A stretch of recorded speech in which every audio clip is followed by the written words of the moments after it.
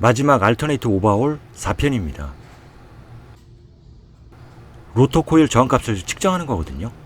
3옴이 나와야 정상이고요. 저항값이 낮으면 이제 회로 단락이라든가 저항값이 높으면 이제 회로가 이제 개방된 상태라 로터를 RCA로 교환을 해야 됩니다.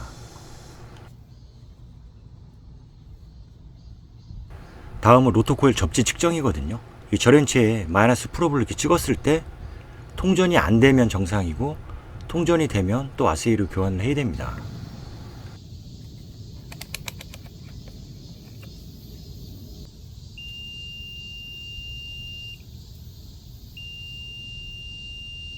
스테이트 코일 점검 방법이거든요.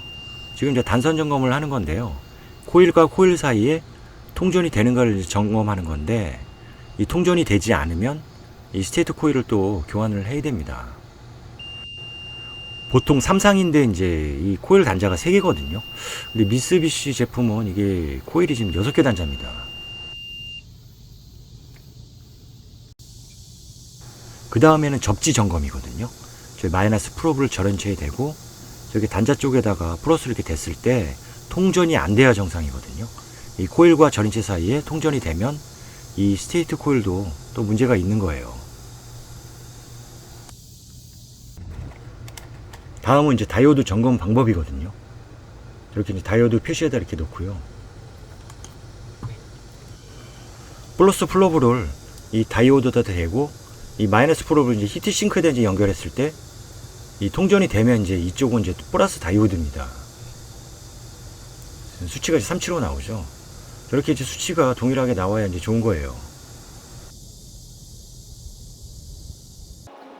총 6곳을 찍어봅니다. 이 미쓰비시 제품 같은 경우는 이제 다이오드가 앞에 6개, 뒤에 6개, 총 12개거든요.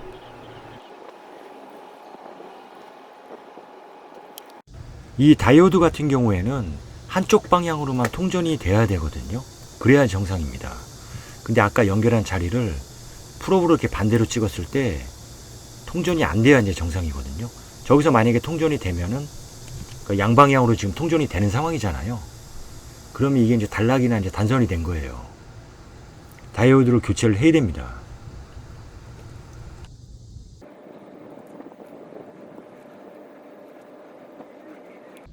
플러스 프로브를 다이오드에다 찍고 마이너스 프로브를 이제 그 히트싱크에다 찍었을 때 이 뒤쪽은 지금 통전이 안 되잖아요. 그럼 여기는 마이너스 다이오드란 얘기입니다. 저 상황에서 지금 6개가 좀 통전이 되면 안 되거든요.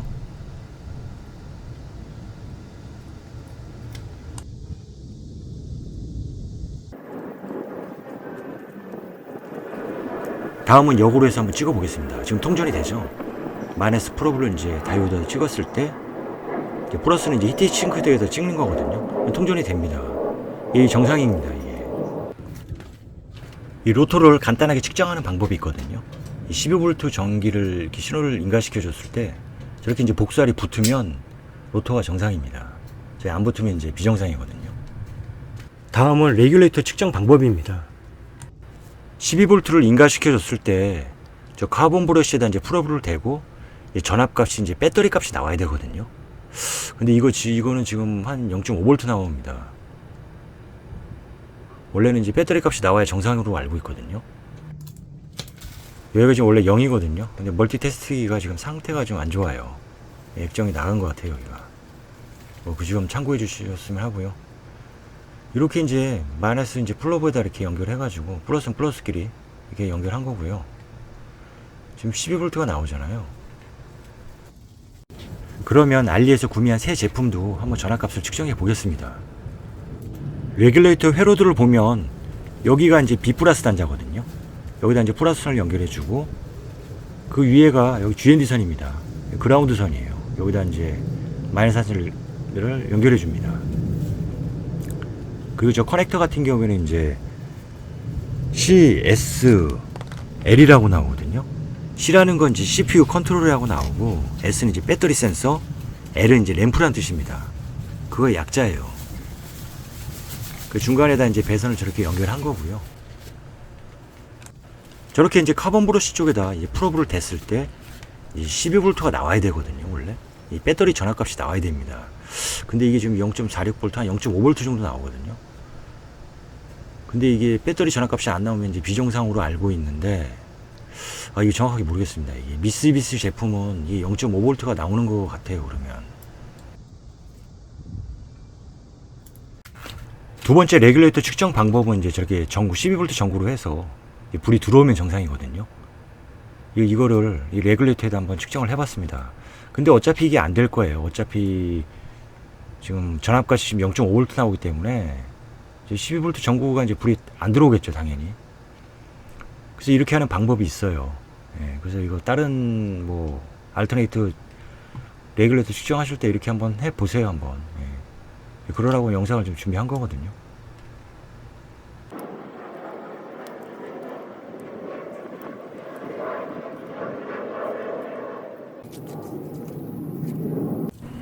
다음은 베어링 장착 방법입니다. 지금 R형을 하나 가져 나왔거든요. 근데 저기가 알터네이트 구멍에 딱 맞아요. 저기다 올려놓고 이제 해머로 박으시면 되거든요. 베어링 박을 때는 지금 저게 복사알이 32mm 짜리거든요. 저 크롬 쪽에 스틸 쪽에 딱 걸립니다. 딱 사이즈가 맞습니다. 그래서 저걸로 박으시면 될 것 같고요. 저 같은 경우는 이제 베어링 박는 도구를 하나 알리에서 샀거든요. 이게 이제 가격이 얼마 안 하더라고요. 근데 베어링을 이걸로 박아봤는데요. 이거 되게 좋습니다.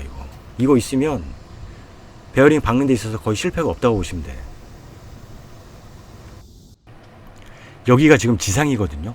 그래서 밑에 층에 지금 시끄러워가지고 한 소리 들었거든요. 그래서 좀 밖에 나가서 베어링을 박고 다시 오겠습니다.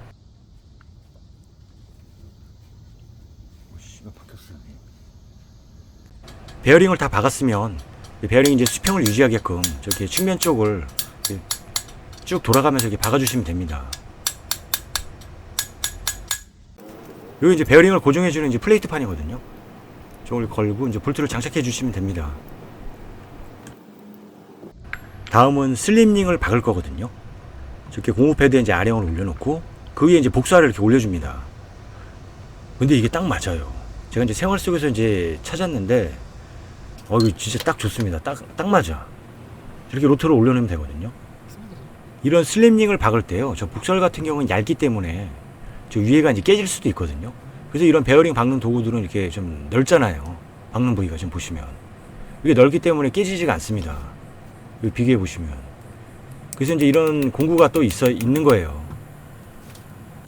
이 슬림링 같은 경우에는 너무 깊게 박아도 안 되고요, 너무 높이 박아도 안 되고, 그 딱 라인이 있거든요. 그래서 이제 조금씩 이렇게 박으면서 장착을 해가면서 이렇게 보셔야 됩니다. 어떻게 보면 이 영상 중에서 제일 중요한 게 이거거든요. 이 슬림링을 제가 이제 여러 개를 지금 구매했거든요. 보시면 이게 장안동에서 지금 구매해 온 겁니다. 요거는 이제 순정 미쓰비시 거거든요. 이게 좀 동그래요, 키가. 그래서 이제 이걸 딱 봤을 때 일반인들은 분명히 안 맞을 거라고 이제 생각을 한단 말이에요.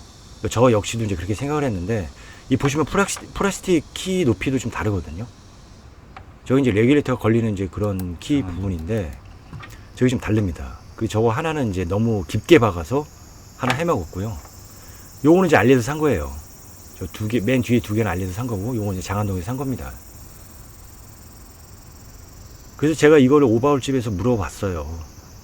오바울 사장님이 그러시더라고. 이거 박아도 될 것 같다고. 그러니까 높이 조정만 잘하면은 이거 사용해도 뭐 지장이 없을 것 같다고 이제 그렇게 얘기하시거든요. 근데 제가 이제 박아봤는데 어쨌든 내경은 똑같아요. 내경이랑 높이는 똑같은데, 레귤러가 다 다른 이제 키나 이게 좀 다르고요. 여기 이제 깨졌잖아요. 이게 순정인데 저 깨진 걸 장착해도 상관이 없다고 그러더라고. 예? 여기 지금 선도 좀 끊어졌잖아요. 여기 하나만 박아도 된다고 그러더라고요. 그래서 이 순정 같은 경우에는 그냥 그 높이가 있어요. 거기만 딱 박으면 이상이 없어. 근데 이제 이 사제르 카피품이죠. 이거로 했을 때는 안 맞거든요. 그러니까 그 높이가 있어요. 그걸 잘 조정을 하셔야 됩니다. 지금 보시면 이제 저 레귤레이터가 들어간다고요. 저기 이렇게 들어갔을 때 저기 딱 이렇게 물려야 되는데, 저기 이제 높이가 안 맞고 나면 이렇게 뜨거든요. 뜬다든가 아니면 위에 슬리밍 쪽에 이제 간섭이 생긴단 말이에요. 그래서 요거 장착하는 게 상당히 좀 이렇게 난해할 수도 있어요. 어떻게 보면은 처음 하신 분들은. 지금 보시면 이제 카본 브러쉬가 저기 구리선에 딱 걸려야 되거든요. 저게 이제 간극이 이제 어느 정도 있는데 저렇게 이제 걸려야 된단 말이에요. 근데 이제 잘못 받게 되면은 여기 이렇게 걸린다고. 플라스틱 중간에 플라스틱 띠가 있거든요. 이제 시동이 안 걸리겠죠. 그래서 이제 그 순정 높이보다 좀 더 올려서 박아야 됩니다. 지금 이제 다 박았거든요. 바로 여기 상단에 슬림링 베어링이거든요. 저기 위에 이렇게 껴지는데 저기 위에가 또 간섭이 생기면 안 돼. 이렇게 베어링이 지금 들어가는 거거든요. 근데 이런 게 이제 장착하는 방법이 이제 전문가랑 일반인들이 좀 차이가 좀 나요. 이런 데서. 지금 보시면 이제 레귤레이터 들어갔잖아요. 저게 이제 로터 쪽에도 간섭이 생기면 안 돼요. 닿으면 안 돼. 그러니까 위에도 닿아도 안 되고 밑에도 닿아도 안 되고 이제 그렇게 간극을 잘 맞춰야 되거든요. 그래서 제가 처음에 이거 한번 잘못 박아가지고 부러뜨려 먹었어요. 그 슬림링에 저렇게 이제 아까 그 철사로에서 저는 이제 철사로 저기를 묶었거든요. 저희가 이제 글라인더질 하다가 약간 좀 끌어먹었어요, 저도. 그래서 철사로에서 이제 납땜을 이어 붙였고, 저기 부분을 이제 철사로 약간 좀 묶었습니다, 저 같은 경우는. 빠질까봐. 납땜한 게 또 떨어질까봐 약간 좀 철사로 좀 묶었거든요. 그리고 나서 납땜을 이렇게 해줍니다. 원래 납땜도 이제 납땜 그 인두기 촉이 좀 이렇게 뭉툭한 게 있거든요. 이렇게 좀 두꺼운 게 있습니다. 이 촉이 지금 저건 가는 건데, 이제 그런 거로 하게 되면 한 번에 되거든요. 저렇게 이제 납땜을 좀 이렇게 두껍게 납땜을 해줍니다.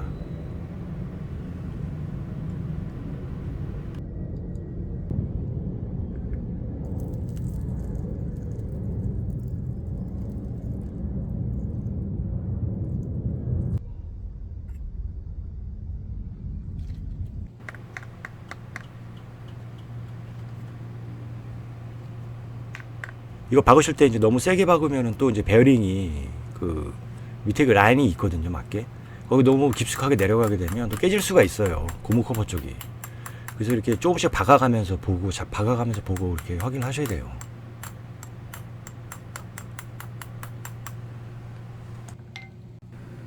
이렇게 해서 이제 슬림링이랑 슬림링 베어링을 이렇게 결합을 했습니다. 다 되셨으면 이제 다이오드랑 해서 레귤레이터 전부 여기다 이제 장착을 해주시면 되거든요. 이게 분해 역순이죠. 지금 이거 도색을 했더니 와, 이거 새 거 같아요, 알터네이터가. 그리고 질문 하나가 올라와서 말씀드리는 건데요. 오바올 업체에서 이제 알터네이터를 탈거하고 오바올 해주는 데가 있거든요. 근데 그것도 정비성이 좋은 차들은 해줍니다. 근데 우리 차 SM3 L38은 이게 알터네이터 탈거하기가 굉장히 까다롭거든요. 그래서 안 해준다고 하더라고요. 제가 물어봤어요.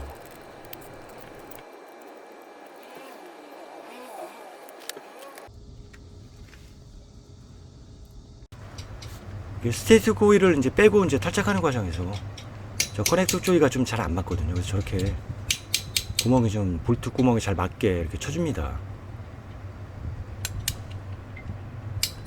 다 되셨으면 이제 스테이트 코일이 저 케이스 안쪽으로 들어갈 수 있게 이렇게 박아주시면 되거든요.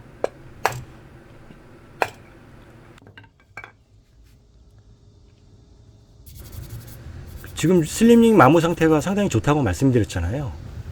이렇게 이제 삽보 1000방 이상 되는 거로 해서 이렇게 갈아내시면 됩니다.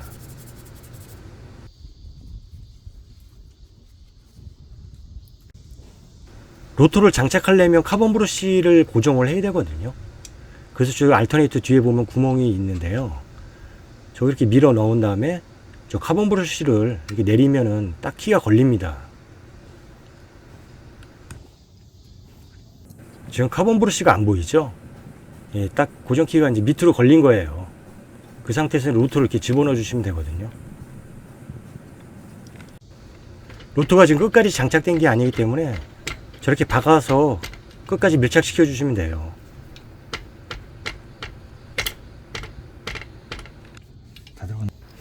이 와셔 같은 것도 이제 또 방향이 있는 타입이 있거든요. 그러니까 원래대로 이렇게 껴주시면 되고요. 제 차 알터네이터를 오버홀 하면서 제가 이제 진단을 내려봤는데요. 다른 데는 이상이 없고 알터 베어링이랑 슬리밍 베어링만 교체하면 됩니다. 거기다 이제 카본 브러쉬 정도만 교체해도 되거든요.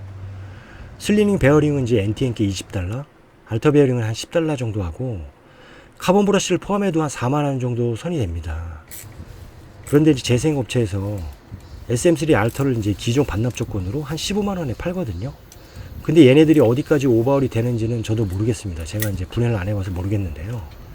스테이트나 로터, 다이오드, 레귤러트는 교체 안 할 거로 보여져요. 왜냐하면은 이걸 교체하게 되면은 계산해 보니까 마진이 안 남아요. 그래서 이제 베어링이나 이제 카본 브러쉬 정도만 교체할 거로 보여지거든요. 이거 어디까지나 제 생각이에요. 그러다가 이제 다른 분이 제 차 알터를 이제 구매하게 돼서 이제 타는 경우가 있잖아요. 그러다 이제 불량이 나는 경우가 있는데, 그러면 이제 그게 레귤레이터나 다이오드가 고장나서 불량이 나는 경우가 있습니다.